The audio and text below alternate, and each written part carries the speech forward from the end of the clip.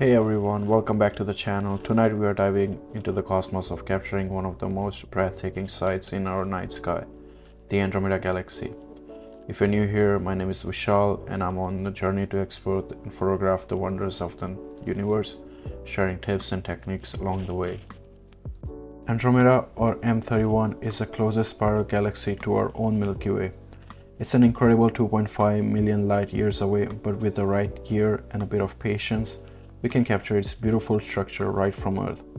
Tonight I'll walk you through my setup and the challenges of photographing it, and of course, the final image. The gear I'm using tonight is Canon EOS R Sigma 150-600 and a Star Adventure Go-To Star Tracker, and other optional accessories such as an intervalometer and a dew band heater to keep the lens from fogging. Now for the most crucial step, polar alignment. This means aligning the tracker's axis with Polaris, the North Star. If this isn't done right, the tracking will drift and your stars won't stay sharp in the final image. I use the polariscope to find the Polaris and match it to the marking on my tracker's app. It's a bit tricky at first, but once you get a hang of it, it becomes a second nature. This time I selected 3-star alignment and selected Vega, Deneb and Capella, and make sure the star tracker moves to each star accurately after doing fine adjustments. Once the alignment was done, I went back to the app and selected Deep Sky and selected M31 and hit Go To. The star tracker automatically moves towards the Andromeda Galaxy, bringing right in the center of the frame.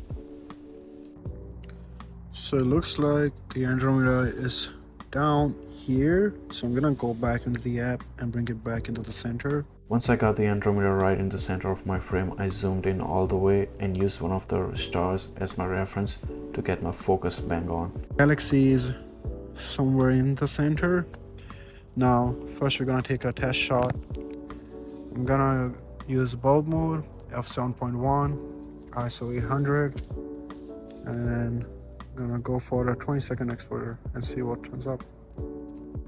Okay, so it has taken the first test exposure. Let's see what it looks like.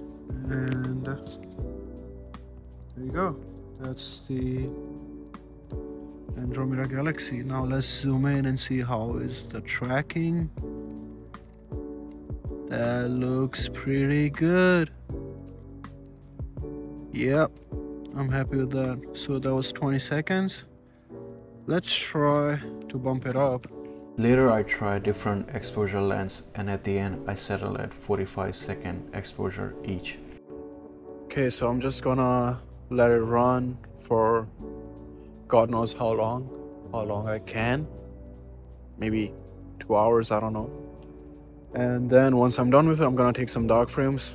That means that you have to cover the cap, keep the same settings, which is 1 minute of exposures, and take like, I don't know, 20 pictures. That will help you with the calibration. Then I might take some bias frames. I'm not too sure, but dark frames for sure. And I'll post a picture of it if everything goes well. And if you see this video on the YouTube, that means everything went well. Otherwise, I'm not gonna post it.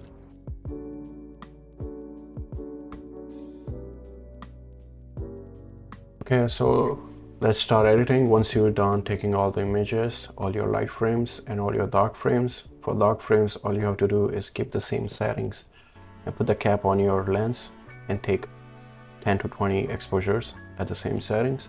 So that will be your dark frames. I only took lights and dark, I didn't take any bias frame. So let's dive into the computer. Once you have all your light frames here, I got them already here. You can go through them and check if you see any of the images which you don't like, you can pre-delete them.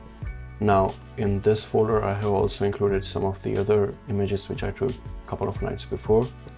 So in total I have 370 images of around, each exposure is around 40 to 45 seconds, I believe. Now this is a pretty good data. Now our first step is going to open DSS, also known as DeepSkyStacker. Open picture frames. I've already done this before, so it brought me back to the default folder which was last open.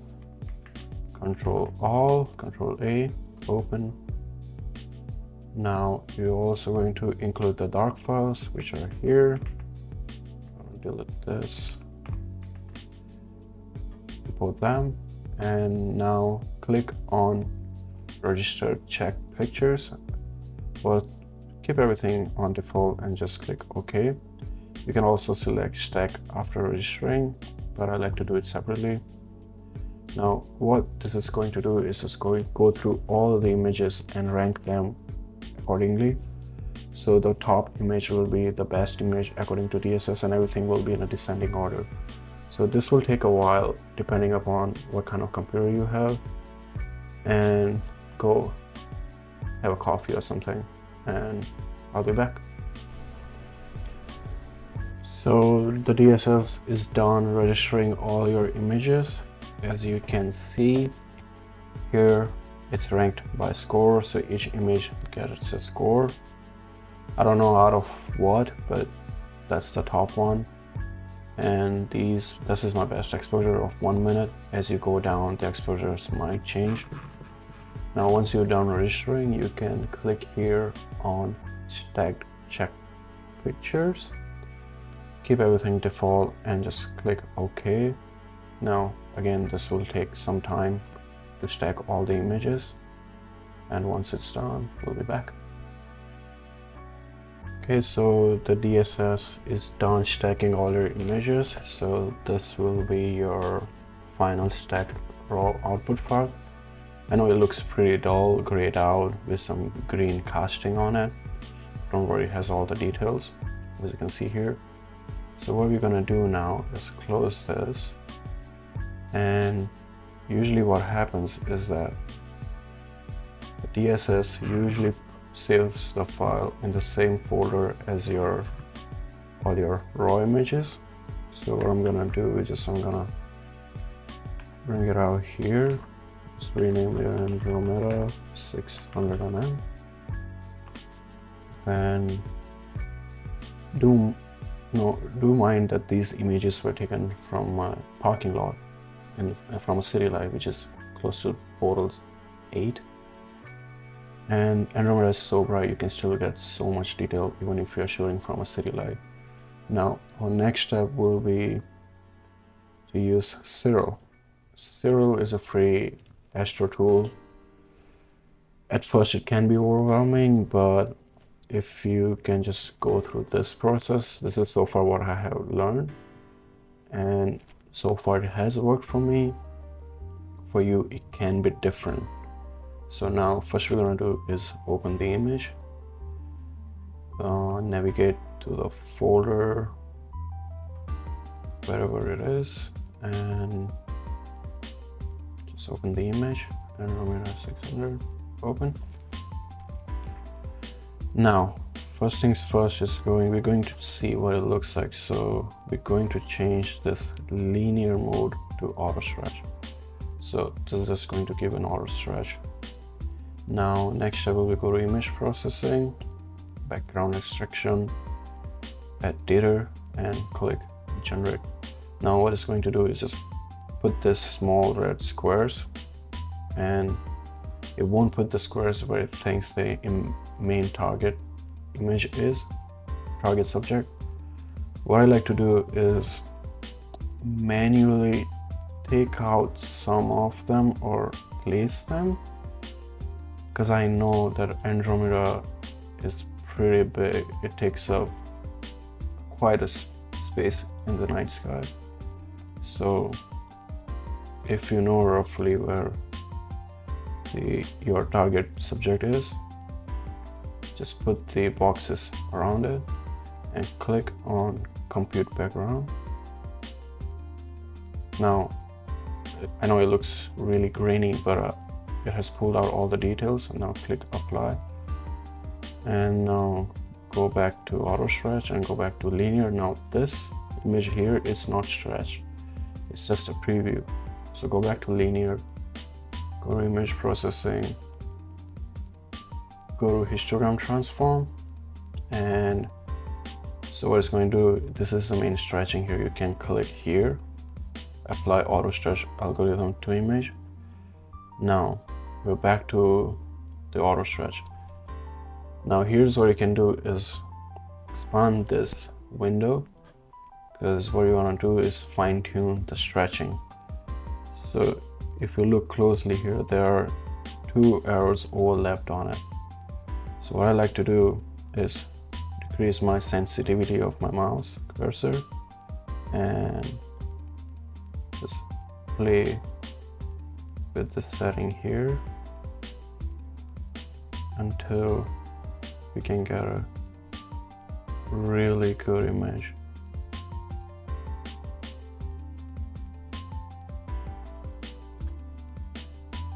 So this can take a while, but take your time, and once I'm done, I'll be back. Okay, so that looks pretty good in terms of histogram transform. I was struggling a little bit, but what I did, I turned this off and did it again, and somehow it worked out. Again, I'm also still learning, just like you guys. Now click apply, close. Then you can go here. You can go in this another stretching transformation called a scene sign. I don't know how to call it. You can try this one too. Go on and you can increase the black points on this, and just whenever you feel like it's pretty good, you can just click apply. Now there are many other tools available here, so what I'm gonna do is also try this remove green noise. Just leave everything default and click apply. Now you can see there's a little bit of purple cast on it, but that's okay, we can take that out in Lightroom. Well, let me see what I can do. You can try color saturation, magenta pink. Color saturation.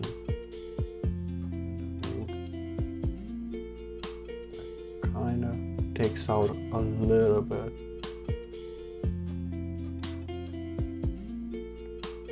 Okay, that looks pretty good. Now you can crop the image right now.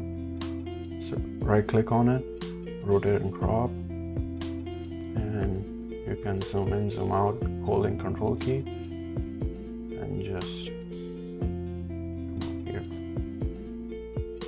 I like to use this crosshair in the middle. But again, this is my first time processing Andromeda. And looks pretty good. Apply, close, and looks pretty good. Now what we're gonna do is just save this image. Just save that. Save. Go back here. Where do we want to save? Let's try it. Let's just put it on desktop. Save. So what I like to do is keep 16-bit. What I have found that if I keep on 32, the image looks washed out in Photoshop and I have to re-stretch it. So I'm just gonna keep at 16 and click save. It shouldn't take long, it should be ready. Yep, we got it saved here. Now we're going to open Photoshop. Open this file that came out of Siril, and now we're gonna hit Control J. That will create a duplicate layer. And if you're wondering how I took out all the purple hue, it's just simple. Go to camera raw filter, and you can go to color mixture and take out the saturation of purple and magenta. And also make sure you go to optics and take out purple amount and green amount, and that will differentiate your image. That will also help you take out all the purple hue. Now go to details, take out some noise by noise reduction, sharpen the image, and hit OK. Now what you're gonna do is take out all the stars from the image. The way you can do it is using a software called StarNet, and we are going to use the GUI version of it. But before that, I'm going to save this image, save as. Just gonna keep it on desktop and put stars in the name. Click OK, OK. That shouldn't take long. It should be ready any second now. Let me check. Oh, that's done. So now you have this image with just the stars without much modification on it. Now open StarNet, browse to stars, open, keep the same directory and just put a extension with starless and hit run. Now this will take some time, and once it's done, we'll be back. Okay, so StarNet is done, and now we have another image without any stars. Let me show you what it looks like. So go back to Photoshop, go to File, open, and open the starless image which we created. Now this is what it looks like. This is the Andromeda Galaxy without any stars. So now we're going to process this image. Hit Ctrl J, go to filter, camera raw filter. So what I want to do is separate the Andromeda Galaxy, another neighboring galaxy, from the background. So I want to keep the background clean and enhance the Andromeda right here. So go to masking, radial, create a radial mask, stretching the Andromeda Galaxy. Let me just turn this off and do that.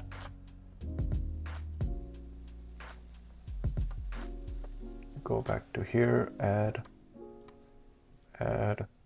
radio,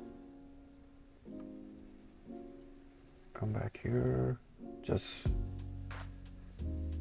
do some adjustment. We're going to turn on the overlay. Now I'm going to duplicate and invert. Radial 1, I'm going to feather this image just a bit here, and also feather that. Now what I'm going to do is just reduce the blacks.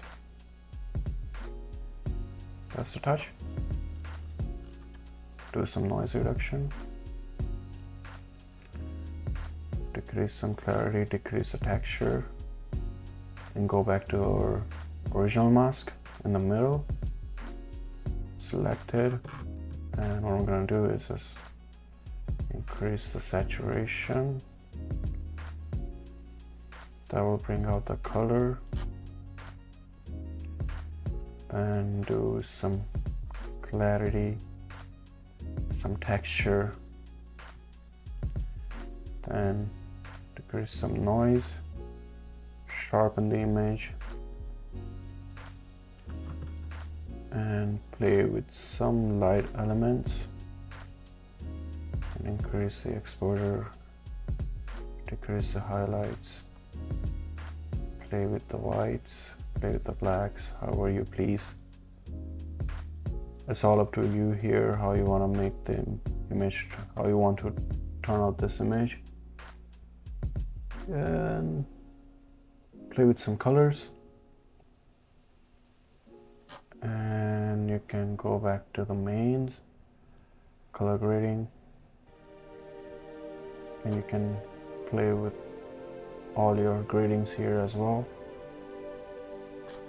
Okay, that looks pretty good. Okay.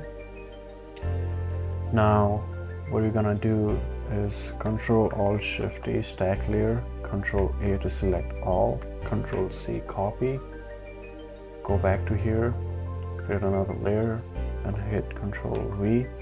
So you're just copy pasting that image as a layer on your main image. Now we need to bring back the stars on this image. So one way I have found that works is that once you paste the image, go to blending mode and select difference. Now this will bring all of your stars. So what you can do is just stack it, Ctrl-Shift-E. Now here what you can do is reduce the size of the stars. The way you can do it is select, color range, highlights, play with the range, click OK. Now there are marching ends which have selected all the stars. To fine tune it, then you can go to select, modify, expand by 2 pixels, and then again select, modify, feather by 1 pixel. So the number of pixels you select, the feathering should be half of that. So we selected 2, now we're gonna go 1. Now you can select Control H to hide, filter other minimum. Now what it's gonna do is select preserve roundness and play with the slider here and just hit OK. So that will reduce the size of the star by just a bit. Now click the layer, another layer, make sure this is selected, Control C and Control V. Now again in blending mode, just go to lighten, and that's it. That's your final image. I hope you like it. Subscribe, and I'll see you on the next one. Bye.